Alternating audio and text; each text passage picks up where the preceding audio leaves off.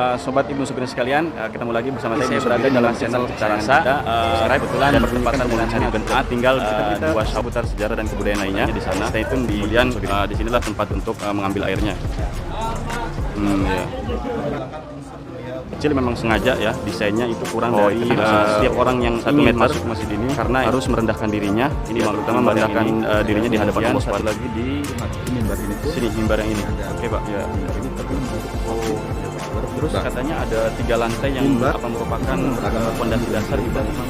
Gambar-gambarnya identik di rumah mereka dan diabadikan apa sih namanya azan itu. Dan ini adalah pintu utama Pak ya. Pintu utamanya di sini. Ini memang tiang-tiang dan apa namanya dia di depan pintu utama ini ada Soko Guru. Ya, Soko Guru. Ini direnovasi yang utama di dalam Masjid Sang Cipta Rasa ini ukuran 17. Masjid Cipta Rasa ini memiliki keistimewaan tersendiri. Mulai dari pertengahan falak, kemudian penanda utama di sini ke pintu utama dalam Masjid Sang Cipta Rasa dia harus nilai sejarah dan tidak terlepas dengan Assalamualaikum warahmatullahi wabarakatuh. Sobat Ibnu Sobirin sekalian, ketemu lagi bersama saya Ibnu Sobirin dalam channel kesayangan kita, Kupas Tuntas tentang sejarah dan kebudayaan. Kali ini saya berada di Masjid Sang Cipta Rasa. Kebetulan bertepatan dengan hari Jumat 2 Syawal 1442 Hijriah. Untuk itu kali ini spesial banget. Kita akan sama-sama membahas tentang masjid yang sangat fenomenal kota Cirebon ini. Salah satunya adalah adanya masjid ini, Masjid Sang Cipta Rasa.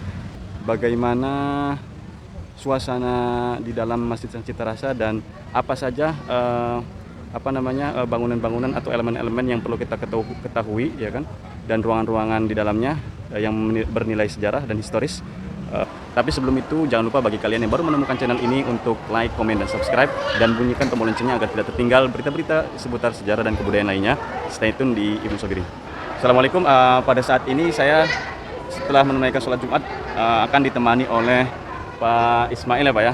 Assalamualaikum Pak. Salam untuk sahabat Ibnu Sobirin. Insyaallah kita akan mereview tempat-tempat yang ada di area Masjid Sang Cipta Rasa yang memiliki nilai. Ya. Ini tempat duduk aslinya masjid ini. Oh asli. Asalnya masjid ini di sini. Kita dulu ada restoran. Ya.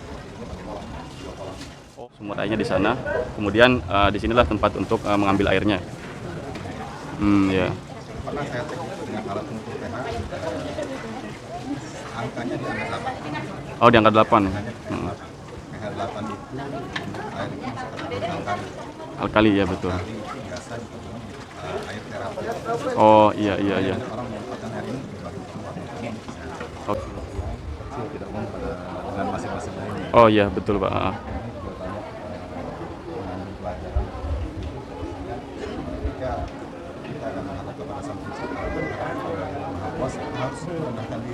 Oh iya. Oh iya, masya Allah ya. Maksudnya juga apa? Maksudnya filosofinya adalah ketika kita ingin menghilangkan unsur dunia,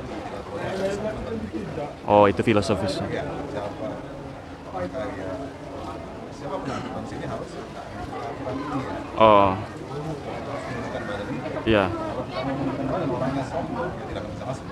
Oh iya, jadi filosofisnya itu guys, sobat Ibnu Sobirin sekalian, jadi pintu ini dibuat kecil memang sengaja ya, desainnya itu kurang dari ukur 1 meter, karena di sini ada mengandung filosofis bahwasanya setiap orang yang ingin masuk masjid ini harus merendahkan dirinya, ya terutama merendahkan dirinya di hadapan Allah Subhanahu Wa Taala ya, agar ibadahnya bisa menjadi khusyuk dan kedekatan kepada Allah, taqarrub ilallahnya semakin kuat. Sobirin, ini selanjutnya ini adalah ruangan dalam area inti Masjid Sang Cipta Rasa ya, di mana di dalamnya ada ya tiang-tiang penyala. Ruang utama Masjid Agung Sang Cipta Rasa. Iya. Mana di sini bisa terlihat ada satu tempat yang dikasih pagar. Iya. Ya. Ada 2 tempat, posisinya ini di depan, di dekat pengimaman, di antara Mimbar ini. Ya, yang satu laginya di area belakang. Ini mimbar yang ini ya, kemudian satu lagi di sini mimbar yang ini. Oke Pak. Ya, tempat ini adalah namanya Maksuroh. Ya, Maksuroh itu artinya tempat kecil, ya, kotak kecil. Orang sini lebih familiar dengan nama Kerapyak. Kerapyak, ya. Kerapyak ini tempat khusus untuk keluarga Sultan.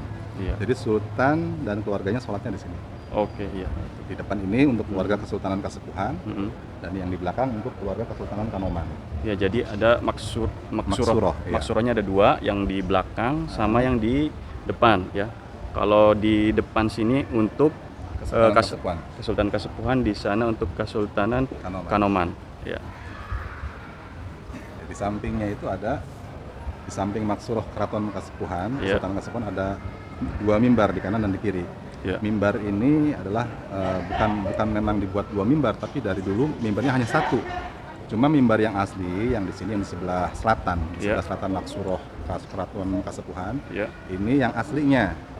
Cuma karena sudah ada beberapa yang aus, jadi dikhawatirkan ketika ada khotib naik ke mimbar ini takutnya ada insiden. Iya. Mimbar ini sama dengan masjid ini ketika dibangun. Oh, Ya, jadi karena pertama fungsi masjid ini sebagai masjid jami, masjid yang digunakan untuk sholat Jumat. Jadi mimbar ini pun pastinya ada. Ya. Mimbar ini dipergunakan untuk khotib berkhutbah. Ya. Mimbar yang dicontohkan Rasulullah ya bentuknya seperti ini. Oh, iya. Jadi di situ ada 3 undakan anak tangga, kemudian tidak ada hijab, tidak ada Iya. penghalang antara khotib dengan jamaah. Jamaah. Ya, ini namanya mimbar. Kalau masjid-masjid yang ada sekarang pada umumnya itu bukan mimbar, Ya. itu namanya podium. Podium. Ya. Jadi dari sisi ketentuan sunnahnya kurang dapat. Oke, Di Pak. sini masjid mimbarnya dibuat Iya. sesuai dengan apa yang dicontohkan Contohkan. oleh Rasul. Mimbar duplikat ini ada namanya mihrab. Ya, mihrab. Mihrab ini terbuat dari batu alam. Nah, Adalah tempat pengimaman. ya. Oh, Di ya, Mas. sini justru unsur-unsur akulturasi budayanya sangat kental. Jelaskan, Lihat sih Pak. lebih kental budaya Hindunya. Budaya Ya. Hindunya ya, iya. Ya, batu-batu ini biasanya dipakai untuk pembuatan candi biasanya. Oh, iya betul. Candi-candi. Nah, di sini pun banyak ya ornamen-ornamen yang identik dengan agama Hindu. Seperti contoh Contohnya, ini Pak? tiang dua itu. Oh, Tiang iya. dua itu Tiang ini sama yang ini. melambangkan bunga teratai. Oh, iya. Bunga teratai itu Bunga identik dengan agama Hindu. Kemudian juga di atas itu ada gambar Sang Surya. Mm-mm. Sang Surya itu konon katanya merupakan simbol kerajaan Majapahit yang beragama Hindu. Masjid ini ketika dibangun ya diarsiteki oleh Sunan Kalijaga, Iya. dibantu oleh salah seorang panglima dari kerajaan Majapahit yang ditaklukkan oleh kerajaan Demak, Oh, iya. namanya Raden Sepat. Raden Nah, Sepat. Raden Sepat ini dia ahli dalam hal Arsitek ya. arsitektur. Dan desain. Makanya diperbantukan di sini. Makanya ornamen di sini lebih banyak berbau Hindu. Oh, iya, Pak. Terus katanya ada 3 lantai yang merupakan pondasi dasar dibangunnya masjid ini, Pak, di dekat mimbar itu. Betul, Pak? Ada 3. Di mimbar ya di dalamnya. Oh, di dalam mimbar ya, Tertutup di sini. oleh karpet. Oh, iya. Jadi di situ posisinya, Iya. guys. Ada 3 ubin yang dipasang oleh 3 sunan. 3 sunan Yang ya. pertama Sunan Gunung Jati, Sunan Kalijaga, Sunan Bonang. Kenapa 3 sunan ini yang meletakkannya? Iya. Ya seolah seperti peletakan batu pertama atau gimana Iya. ya. 3 sunan ini ternyata setelah dipelajari memiliki kontribusi yang sangat besar di masjid ini. Oh, Masya Allah ya. Ya. Yang pertama Sunan Gunung Jati. Hmm. Beliau adalah inisiator dari pembangunan Masjid Agung Sang Cipta Rasa ini. Yang kedua Sunan Kalijaga. Sunan Kalijaga adalah beliau sebagai arsitektur desain masjid ini. Oh, iya. Ya. Yang ketiga Sunan Bonang. Sunan Bonang. Dan Sunan Bonang ternyata dinobatkan sebagai pengurus pertama Oh, di masjid. Metode dakwah para wali. para wali, betul. Jadi merubah strategi dakwahnya, bagaimana caranya supaya orang-orang yang di sekitaran masjid ini, terutama yang non Muslim, bisa memeluk agama Islam. Salah Iya. satu metode dakwahnya seperti ini, membuat masjid ini tanpa simbol Islam. Oh, iya, Ya, Masya kalau Allah ya. dilihat di sini tidak ada ciri khas Islamnya sendiri, tidak ada. Iya, betul, Pak. Ya, Iya. kaligrafi, gambar orang sholat atau gambar orang berdoa tidak ada di sini. Seperti bata ekspos juga, Pak ya, Iya. yang biasanya memiliki kubah, Pak ya. Betul. Nah, kalau misalkan di sini seperti rumah joglo atau adat Nah, Jawa ya, iya, di sini. bangun seperti khas pendopo. piramid. Iya. Masa para wali datang sudah ada para pendakwah Mm-mm. sebelumnya yang mendakwahkan ajaran Islam. Ternyata dakwah mereka itu tidak dikasih tempat adan pitu ya. Adan pitu ya, Pak, di ini sini sangat khas ya. salah satu daya tarik masjid ini adalah memiliki adan pitu. Azan pitu. Ah, di sini. Naiknya memang ada 5, Ah. memang ada 7 orang muadzin. Ya. Ya. Kalau- Adan pitu itu bermula ketika masjid ini dibangun awal. Ya. Orang merasa heran dan terkagum-kagum. Karena apa? Karena bangunannya bangunan baru, tetapi setiap hari banyak dikunjungi oleh masyarakat. Iya, iya. Setelah itu baru lagi siangnya datang lagi jam 12. Oh, Tengah iya. hari siang bolong datang. Iya. Bubar lagi sorenya datang lagi menjelang Hmm. menjelang petang. Datang. Maghribnya datang lagi. Ya, akhirnya ini jadi satu pertanyaan dan daya tarik mereka untuk datang ke sini. Datang sini betul. Akhirnya datanglah orang-orang non muslim yang penasaran dengan ramainya masjid ini. Kenapa nih Iya. orang bisa ramai datang ke sini? Iya. Nah, ini juga terkait dengan ornamen-ornamen yang memang bukan ornamen Islam. Oh iya betul. Ya, orang-orang non muslim yang beragama Hindu dan Buddha itu datang ke sini. Nah, di sini memiliki 9 pintu yang semuanya terbuka. Ah. Artinya apa? Masjid ini dibuat open, Iya. terbuka untuk siapapun boleh masuk. Iya Oleh betul. karena itu, ketika mereka masuk ke dalam masjid dan melihat kondisi dalam masjid, ternyata banyak sekali ornamen-ornamen, gambar-gambar yang identik dengan di rumah mereka dan di tempat ibadah mereka. Iya. Akhirnya mereka merasa seperti di rumah sendiri, Di rumah sendiri betul. merasa ya. nyaman, merasa tenang, merasa betah. Iya iya. Nah, dari situlah ketika mereka sudah merasa nyaman, merasa betah, para wali mulai berdakwah menyampaikan ajaran Islam. Ajaran Islam. Iya. Ketika orang hatinya sudah merasa tenang, itu mudah untuk menerima. Ini tidak disukai oleh tokoh dari agama Hindu yang memang dia itu memiliki ilmu kesaktian. Oh iya. Akhirnya dia pun datang juga ke sini, observasi, mencari tahu kenapa orang bisa datang berbondong-bondong ke dalam masjid. Setelah mencari tahu, kesimpulan si namanya Menjangan Wulung. Menjangan Wulung ya betul. Menjangan Wulung itu datang ke sini mencari tahu. Dia berkesimpulan bahwa datangnya orang ke dalam masjid itu karena ada suara adzan, karena ada orang adzan. Iya. Ya. Jadi kesimpulan dia, supaya orang tidak datang ke dalam masjid karena dia tidak suka dengan ramainya masjid ini, supaya orang tidak datang ke dalam masjid, ya salah satu caranya adalah menghilangkan orang adzan. Iya iya. Akhirnya dengan kesaktiannya dia pun masuk lagi dalam masjid, dia simpan ilmu sihir dalam mengumandangkan adzan, racun itu bekerja, bereaksi, menghantam sang muadzin sampai sakit, tidak bisa melanjutkan adzan. Diganti dengan muadzin berikutnya pun sama kondisinya, karena serangan sihirnya Menjangan Wulung, racunnya Menjangan Wulung, wabahnya Menjangan Wulung yang dipasang, pandemi seperti sekarang ini, gitu kan, si muadzin sakit, tidak bisa melanjutkan adzan. Yang adanya supaya ditambahkan menjadi 7 orang. Jadi 7 orang. Nah, ketika adanya dengan 7 orang muadzin, ternyata 7 orang muadzin ini bisa adzan sampai dengan selesai. Dan mampu mengalahkan sihir Ya, Menjangan Wulung. dan ketika adzan selesai, terdengar suara ledakan dahsyat dari atap masjid. Oh masya Allah. Ternyata sumbernya dari sihir yang dipasang oleh Menjangan Wulung. Oh. Setelah itu, hilanglah kekuatan sihir yang dipasang oleh Menjangan Wulung. Dan sampai sekarang masih tetap diabadikan Ya, apa sih namanya azan. waktu itu adzan 7-nya dipakai untuk setiap sholat lima waktu. Oh iya dulu Setiap ya sholat lima waktu, dirutinkan. iya. Nah, setelah dirasa kondisinya mulai kondusif oleh para sepuh, dirembukkan bagaimana ini adzan 7-nya apakah diteruskan atau tidak. Akhirnya untuk sholat lima waktu tetap adanya menggunakan satu orang muadzin. Iya. Disetujui oleh bersama, dan adzan 7-nya untuk mengenang kejadian yang saat itu pernah ada, Iya. dialihkan ke sholat Jumat. Oh jadi sekarang hanya untuk sholat Sekarang Jumat saja Pak ya? iya. Atau untuk apa sih namanya hari-hari besar Islam lainnya? Enggak, seperti kemarin? hanya sholat Jumat saja. Hanya sholat Jumat saja. 9 wali. Oh iya Pak Ya. betul. Ya, dan pintu-pintu ini dulu itu dibuka semua, artinya masjid ini memang terbuka untuk umum, Iya. siapapun boleh masuk, terbuka. Nah, setelah kesini kan masjid ini untuk menjaga sisi keamanannya, Iya. hanya satu pintu ini yang dibuka, pintu lainnya ditutup. Nah ini filosofisnya apa sih namanya dibangun 9 pintu, dan ini adalah pintu utama Pak ya? Utama, betul. Pintu utamanya di Utama. sini ya. Kemudian apa namanya ya, di depan pintu utama ini ada seperti kayak apa cekungan Pak, kolam ya? Ya, kolam. Dulu itu kolam. Jadi ketika orang masuk dari luar masjid itu harus Iya. melewati kolam itu Oh untuk membersihkan kakinya dari kaki najis. Ada. Dalam ruangan ini memiliki 30 tiang. 30 tiang ya. 30 tiang yang 12 tiang merupakan tiang utama, yang pakai tiang penyangga besi ini 12 tiang. Iya. Dan ini memang 12. tiang-tiangnya memang sudah lama juga Pak ya? Iya, Tiang-tiang aslinya utama. tiang utama ini 12 tiang. Tiang yang dipakai penyangga besi itu ada 12, merupakan tiang utama, kata orang Jawa sih Sokoguru. Ya, Sokoguru betul. Nah, ini direnovasi untuk antisipasi ya. Dipakai Iya. tiang penyangga besi ini tahun 76. Oh, Renovasinya. direnovasi ya.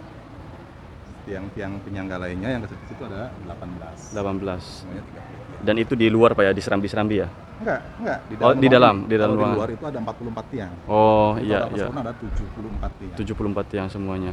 Dan itu terbuat dari elemen kayu jati ya. Kayu jati semua. Yang Kayu paling jati kokoh yang satu ya. pohon itu.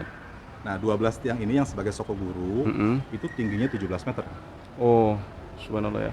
17 meter. Sobirin bisa dilihat ya dari atas sampai bawah ini adalah tiang utama di dalam apa sih Masjid Sang Cipta Rasa ini berukuran 17 meter ya. Ya.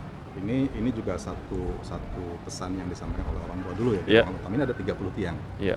Apa maksudnya? 30 adalah simbol jumlah hari dalam satu bulan. Iya. Sementara 12 tiang itu merupakan simbol dari 12 bulan Muharram. Boleh ya. 30 juga merupakan jumlah juz dalam Al-Quran. Oh iya betul ya. 12 juga adalah jumlah huruf la ilaha illallah. 30 juz nih, ngajinya jangan tinggal. Ngajinya jadi tinggal. Setelah sholat 5 waktu, baca Al-Quran. Ya, Ya, syukur bisa hatam satu hari satu Quran. satu Quran Masya Allah ya. Kalau tidak 30 nih, ada 30 tiang nih, 30 hari nih, 30 juz nih, sehari satu juz masa nggak bisa kan gitu. Iya betul Pak ya. Kemudian ditambah auratnya, zikirnya, wiridannya. Wiridnya apa? La ilaha illallah nih. 12 tiang ini 12 huruf la ilaha illallah. Iya. Ya. 17 rakaat, salat 5 waktu, 30 juz Al-Quran, ngajinya nih, tambah wiridannya nih. Oh iya. Zikirnya la ilaha illallah, karena kata Rasulullah afdhalul dzikri la ilaha illallah, sebaik-baik zikir itu la ilaha illallah.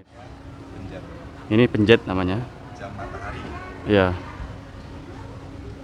ya, di sini ada satu tiang, Ya. nanti jadi penentu untuk waktu salatnya. Nah cara menggunakannya itu seperti apa Pak? Ketika ini yang jadi patokan pertamanya adalah waktu zuhur.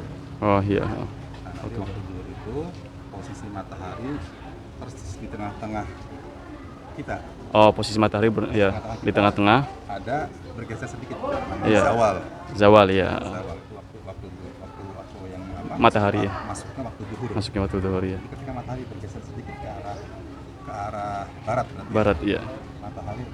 Matahari berarti bayangannya ke arah sebelah timur. Iya. Ketika muncul bayangan sebelah timur sedikit saja, Iya. ya, itu masuk penanda waktu sholat. Jadi Masjid Sang Cipta Rasa ini memiliki keistimewaan tersendiri ya, mulai dari perhitungan falaknya, kemudian penanda waktu sholatnya. Mereka punya tim sendiri ya yang sudah mentradisikan hitungan falak. Pesan dari Pak Ismail kepada Sobat Ibnu Sobirin bagi yang ingin berkunjung ke Masjid Sang Cipta. Buat generasi muda sekarang untuk lebih tahu dan lebih mengenal tentang sejarah Islam, datanglah ke Masjid Agung Sang Cipta Rasa. Ya. Di sini banyak sekali pelajaran-pelajaran tentang budaya Islam yang perlu diketahui. Nah ini dulunya adalah kolam yang digunakan untuk air ya, untuk air cuci kaki. Jadi setiap orang yang ingin masuk ke pintu utama di sini, ke pintu utama dalam Masjid Sang Cipta Rasa, dia harus mencuci kakinya dulu ya, untuk menghilangkan hadas kecil ya. Ini juga ada kaligrafi Islam juga yang diukir pakai kayu jati. Ya itu tadi kupas tuntas sejarah ya dan kebudayaan di Masjid Sang Cipta Rasa ya, yang sangat memiliki nilai sejarah dan tidak terlepas dengan penyebaran Islam dan kebudayaan di daerah Cirebon ini. Bagi kalian Sobat Ibnu Sobirin, jangan lupa terus saksikan video-video saya selanjutnya di channel Ibnu Sobirin. Sampai jumpa pada episode selanjutnya. Assalamualaikum warahmatullahi taala wabarakatuh.